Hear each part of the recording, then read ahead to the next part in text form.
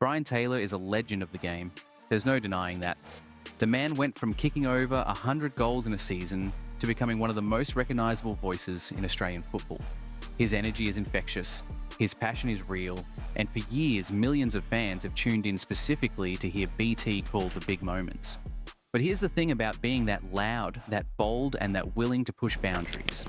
Eventually, someone pushes back. And when 6 of the most respected figures in AFL history all brutally expose the exact same pattern in your work, it stops being about personal grudges and starts being about something much bigger. The cracks in the commentary box, the tension between entertainment and actual football analysis, the question of whether personality should ever matter more than the game itself. This is the story of how Brian Taylor went from untouchable to under siege, and how the very traits that made him famous became the reasons the legends of the sport started shutting him down. Right now, if you're loving this breakdown, hit that hype feature and give this video some hype. It helps more than you know, and we've got 5 more brutal exposures coming your way. The pressure on BT in 2024 became impossible to ignore, reaching a fever pitch that dominated sports media conversations across the country. Viral petitions started circulating online with thousands of fans demanding that Channel 7 cut ties with him entirely, creating a groundswell of criticism that the network could no longer dismiss. The complaints were specific, biased viewpoints, especially toward Victorian teams, incompetence during live matches, a shocking lack of understanding of basic AFL rules. These weren't just random internet trolls. These were dedicated footy fans who had reached their breaking point. The network tried to brush it off at first, but the criticism kept building. Then came the structural changes for 2025.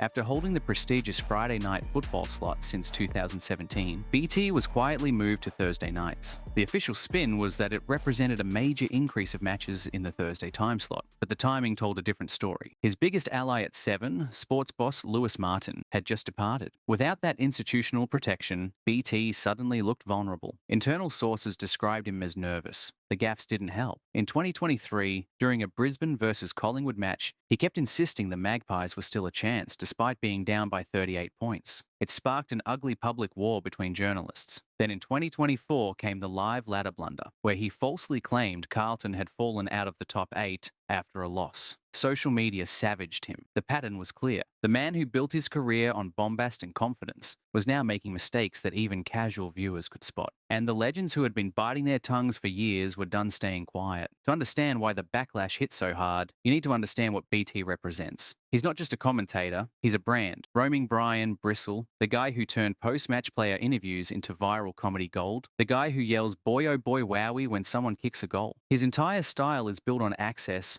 on getting into the inner sanctum that most media can never touch, and turning that access into entertainment. It worked for a long time. People loved the energy. They loved the catchphrases. They loved feeling like they were part of the rooms after a big win. But personality-driven media has a dark side. When you prioritize the soundbite over the substance, when you chase the meme instead of the meaning, eventually the people who actually understand football start to notice, and they start to fight back. Number 6. Justin Leppich didn't mince words when he was coaching the Brisbane Lions through a brutal rebuild that tested every aspect of his leadership. He publicly lashed out at what he called crap and lies in the media, and his frustration was completely understandable given the circumstances. He wasn't talking about investigative journalism or hard-hitting questions. He was talking about the superficial controversies and locker room drama that commentators like BT love to manufacture. For Leppich, the media's obsession with who said what in the rooms or which player might be unhappy was a massive distraction from the actual professional work of building a football program. The why of the game, the tactical decisions,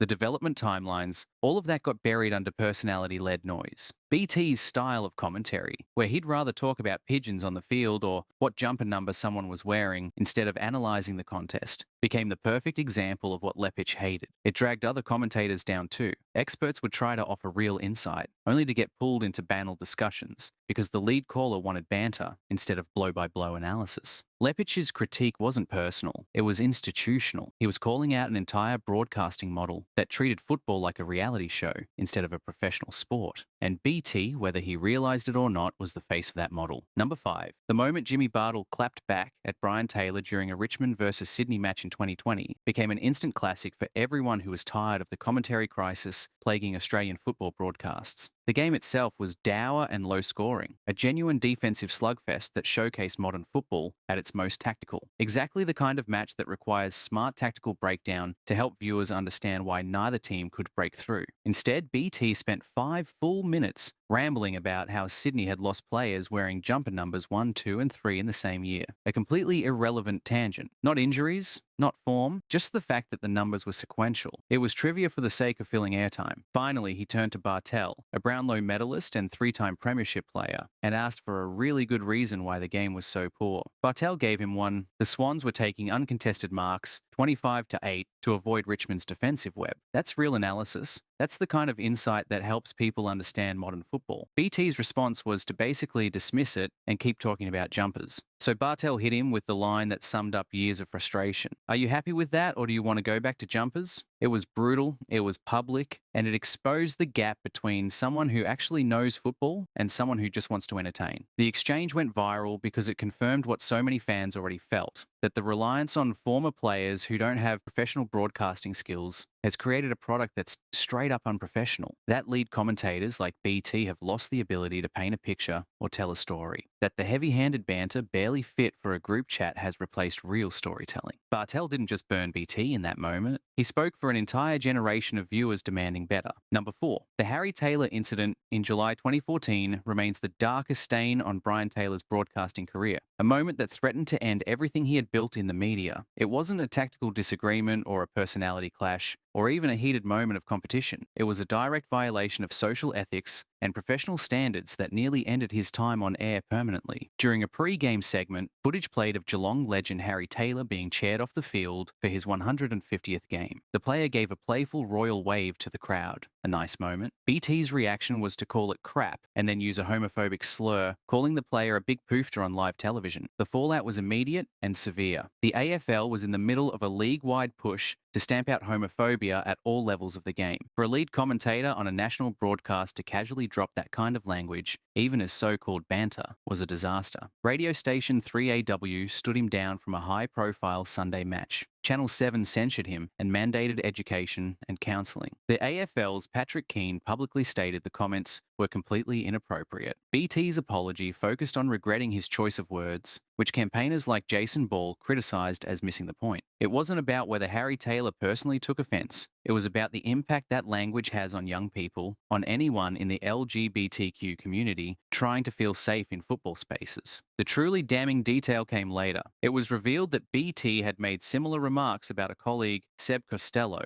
just weeks earlier. This wasn't a one-time slip. It was a pattern. The incident brutally exposed the old boys club mentality that still lingered in parts of the media, where derogatory language got disguised as humour. It revealed how unprofessional BT's bombastic style could become when left unchecked. And it showed that institutional boundaries, censure, suspension, mandatory education were the only way to protect the integrity of the broadcast and the safety of the audience. Number 3, Damien Hardwick won 3 premierships as Richmond's coach, building a dynasty that will be studied for generations. He built one of the greatest teams in modern football history through meticulous preparation and unwavering standards. And he absolutely hated roaming Brian with a passion that became impossible to hide on camera. The segment itself was a Channel 7 creation designed to monetize the emotional landscape of the players' rooms after big games. BT would burst in with a microphone, catch players and coaches off guard, and try to get candid or comical reactions. It became hugely popular with casual fans who loved the viral moments and the meme culture success. But for someone like Hardwick, it was a nightmare. The rooms after a match aren't a television set. They're a professional workspace, a place for decompression, for tactical debriefing, for checking on player welfare. Having a camera crew and a personality-driven commentator roaming through that space fundamentally changed the dynamic. Hardwick's interactions with BT during those segments were often characterized by visible irritation. He'd give short answers. He'd pivot back to crediting the football club and the contest instead of playing along with the personality-led questions. And on several occasions, he outright snubbed BT on camera.